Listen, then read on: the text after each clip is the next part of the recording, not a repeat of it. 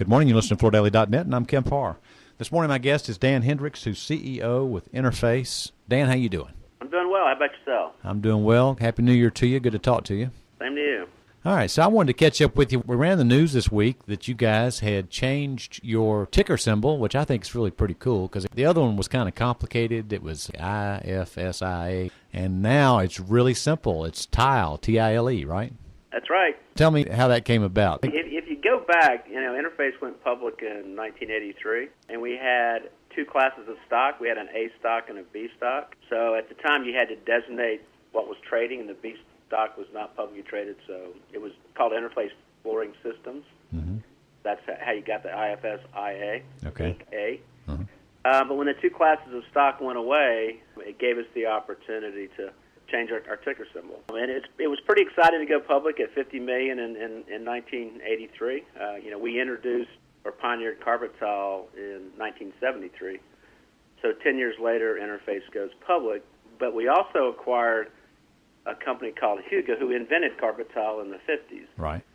So our heritage is about inventing carpet tile, and we are probably the only company that is 100% dedicated to carpet tile. Yeah. We're a one-trick pony, so to speak, trying to cover every floor in the world with carpet tile. Mm-hmm. And felt like it was very appropriate to rename our companies with the symbol tile and change it from IFSIA. So it was exciting times. We turned 40 this year, so that was apropos too.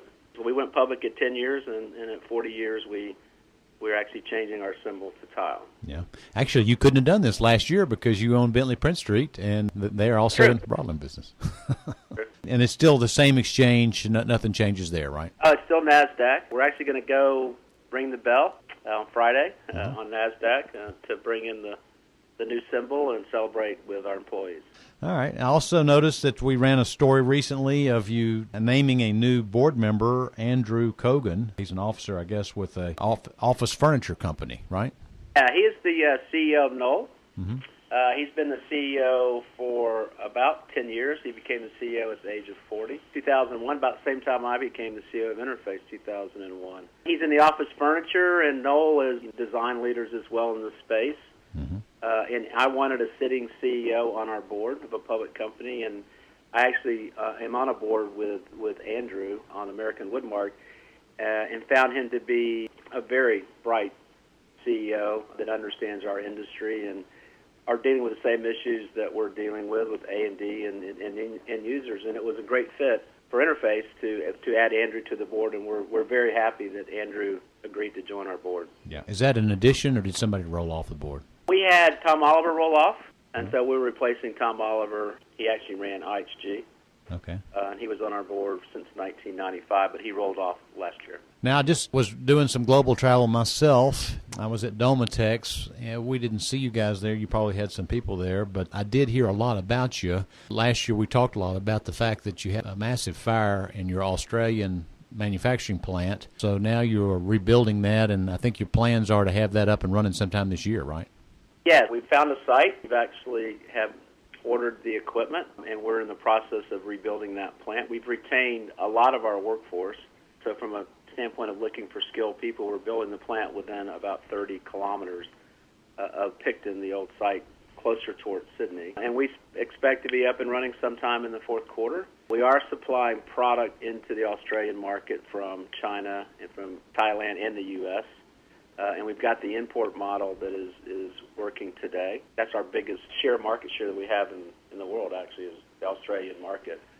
And that's our second largest market, and we felt like we had to be local and be next to our customer and provide them with great quality products, make to order, custom, and service them in the lead times that they require. We made a decision to rebuild the plant, and we're well underway to do that, hopefully by the end of this year. Mm-hmm. And why did you change the site? Because it took a shorter lead time to build it in an existing building. We found a building that fit our requirements. Okay. We don't have to go through the construction time of demolition, getting all the permits to build the building, and then build the building. It cut off probably about 6 months in lead time by moving to a different site. Mm-hmm. But we wanted to keep it as close to our employee base as we could.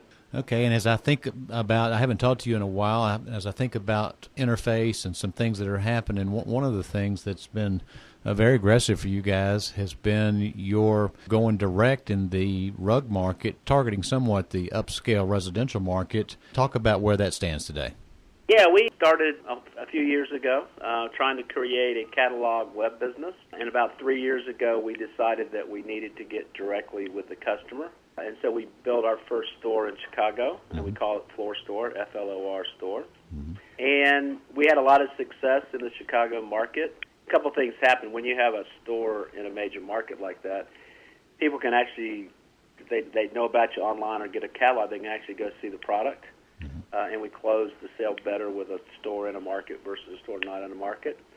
We have built it out now where we're in 18 markets. We have 18 FLOR stores around the United States. Actually, we have 17, and we have our first international one in Toronto. Okay. We're going to build that footprint out, continue to build it out nationally. I'm looking for great things to happen around the FLOR brand and in the consumer market, not just rugs and not just high-end, but there's a mass market that I think the FLOR product actually fits, and I think we can do some wall-to-wall too. And so we're going after a consumer market in the United States to sort of change the mindset and have the consumer participate in the design process, design your own floor, if you will. And I'm really excited about the prospects of our consumer brand FLOR. And then we look at eventually taking it internationally. If it works in New York City, it'll work in London, Shanghai, and Thailand, in major markets like Bangkok. So I'm real excited about the prospects of the consumer business and the fact that you get some crossover commercial too with this high-end brand called FLOR. One of the things that I think you've proven, and correct me if I'm wrong, but you did go out initially, as you said, with catalogs. That's looking at a picture, very similar to looking at something on a screen. And then you open some stores and you notice something. You notice you were selling more product. So I guess that proves that flooring is a kinetic product. It is something you actually need to see to buy. I think that reinforces some of those beliefs, doesn't it? It does, but I also believe that the new generation will buy a lot more things off the web and try it and look at it. So this Generation X, if you will, I think they're a lot more web-friendly. So I think that we're going to be able to drive the web business, and it will help with the FLOR store being in a certain market. But I think the web side of our business, we can actually grow as well. I'm excited about that prospect. All right, we're about to run out of time. Just one quick question. Just looking to 2013, and do you think things are going to be pretty good next year?